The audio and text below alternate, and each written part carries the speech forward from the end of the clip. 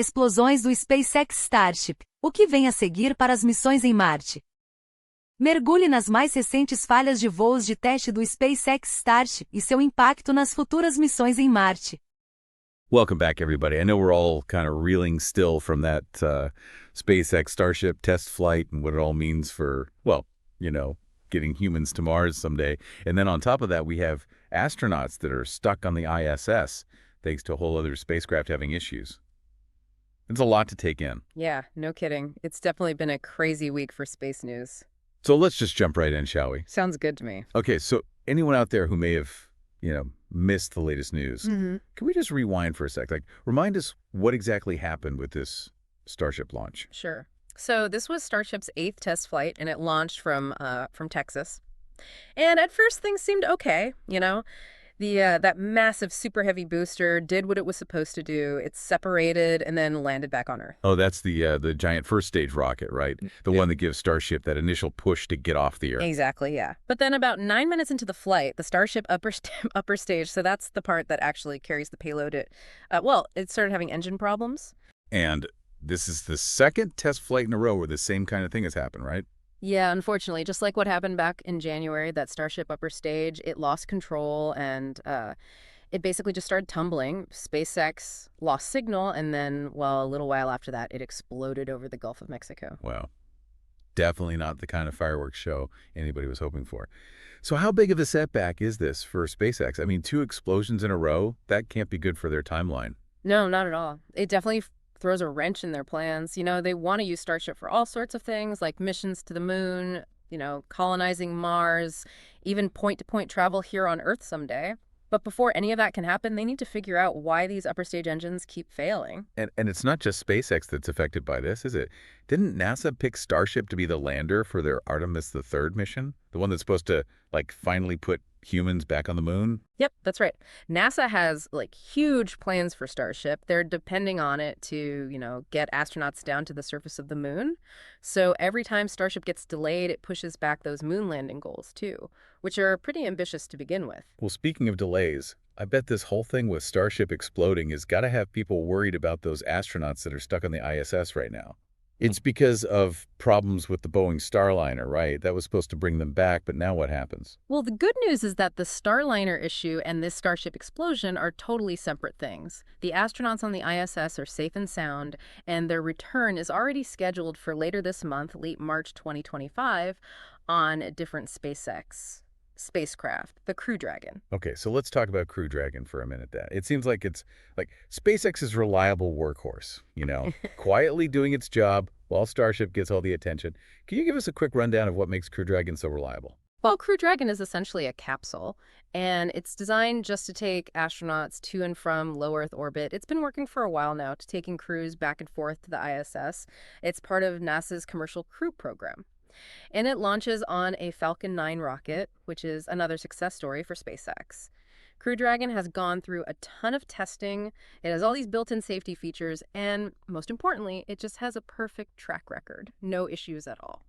So while Starship is all about, pushing those boundaries of space exploration, Crew Dragon is the one we can actually count on right now to get our astronauts home safe.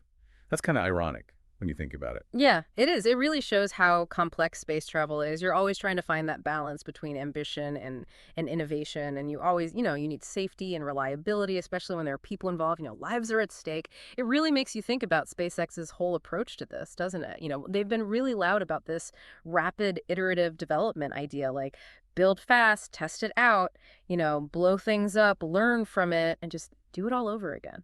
Yeah, I was going to ask about that. It seems like it works well for them, in some areas.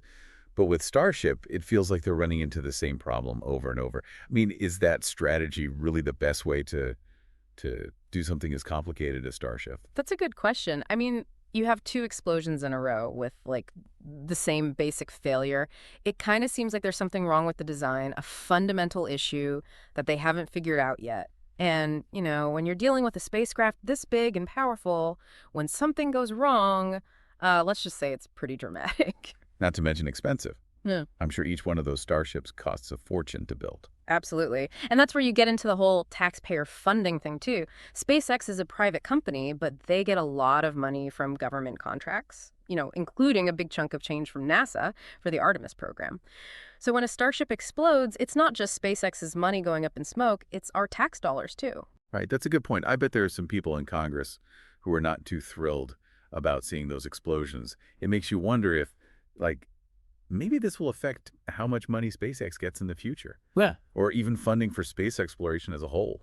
Yeah, that's definitely possible. Public opinion has a big effect on, how much support these space programs get. And when you have these huge failures that everyone sees, especially the ones that, send debris falling near where people live, it can make people less trusting. And they start wondering if it's worth the risk and the cost, too. Right, that's a good point. But then again, space exploration has always been about pushing the limits, taking risks, and, accepting that sometimes things will go wrong. Think about the early days of rocketry. I mean, there were a lot of explosions back then too, right? For sure. And I think it's important to remember that even with these setbacks, Starship is still a big step forward for spacecraft technology. I mean, it's designed to be completely reusable. It can carry like massive payloads, and eventually it could totally change the way we get to space. So it's kind of like a gamble. But if they can get it right, it'll be a game changer. Exactly. And it's not just about getting to Mars. SpaceX has talked about using Starship for lots of things.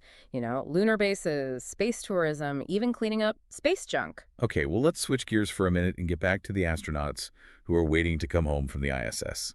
You said they'll be coming back on Crew Dragon, which is good news, especially because of its safety record.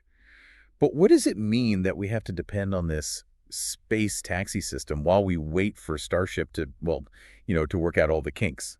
Well, it really shows that we need technology that's reliable, that we know we can count on, especially for human spaceflight. Crew Dragon proves that we can get to and from low Earth orbit safely and reliably, but it also shows the limits of what we can do right now. How do you mean? Well, Crew Dragon is made for those short trips to and from the ISS. It's not made to go into deep space, like it can't land on the moon or Mars.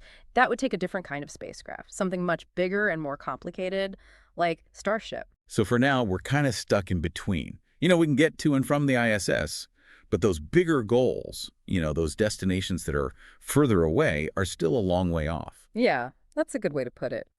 And it raises some interesting questions, like how long will it take SpaceX to fix the problems with Starship? Will NASA keep using them for Artemis, or will they have to find another option? And what about those other big plans for Starship? Like space tourism, point-to-point travel. Are those on hold now? Who knows? Yeah, a lot of unknowns right now. But it just shows that space exploration takes a long time, and you have to expect the unexpected. It definitely does. And it takes patience, too. And, you can't give up. And a little bit of optimism never hurts. Because even with these problems, there's still so much to be excited about. I mean, the James Webb Space Telescope is sending back these incredible pictures from deep space. The Mars rovers are still exploring, and we have all these new astronauts who want to push the limits of what humans can do in space. Well, speaking of pushing limits, this whole thing with Starship makes you wonder about, the future of humans in space. Elon Musk has said he wants us to be a multi-planetary species, colonizing Mars, all that. But if we can't even get a rocket to orbit without it blowing up, is that all just, a pipe dream? That's a great question. And I think the answer depends on how you look at those long-term goals. Are they like actual plans with a specific timeline, or are they more like an idea, something that pushes us to develop new technology and see what's out there? Yeah, probably a little bit both.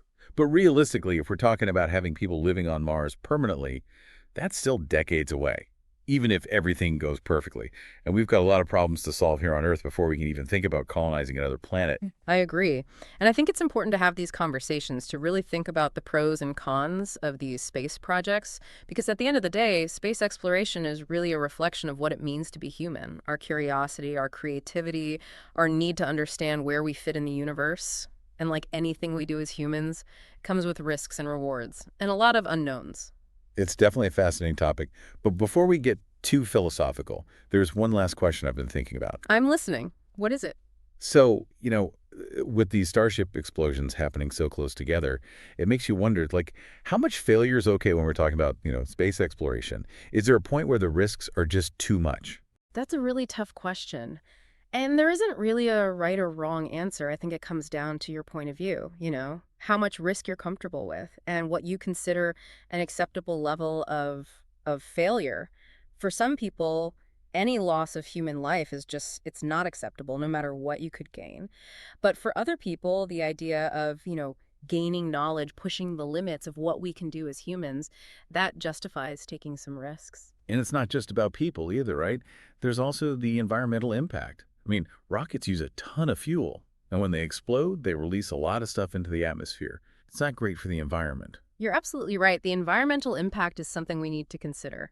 SpaceX says they're trying to find solutions that are more sustainable, but it's a really tough problem to solve, especially when you think about how big their plans are. I mean, imagine launching like dozens or even hundreds of starships to Mars. That's going to have a huge impact on the environment. It seems like every time we take a step forward in space, there are all these new challenges and ethical questions that come up. But it's also really exciting to think about what we might achieve. Oh, for sure. We're living in a pretty amazing time. We have the technology to go beyond Earth, to explore other planets, maybe even find proof that there's life somewhere else in the universe. It's mind-blowing when you think about it. It really is. And it's a journey that's going to be full of surprises and probably some setbacks too. But I think it's a journey we have to take, even if we don't reach every single goal, Just trying, just going for it can lead to amazing discoveries, new technology, and a better understanding of our place in the universe. I completely agree, and I think that's what makes space exploration so captivating. It's a story that's still being written, and we're all a part of it, whether we're, supporting the missions, following the discoveries, or just, looking up at the night sky and thinking about how big the universe is. We're all connected to this amazing endeavor. Well said.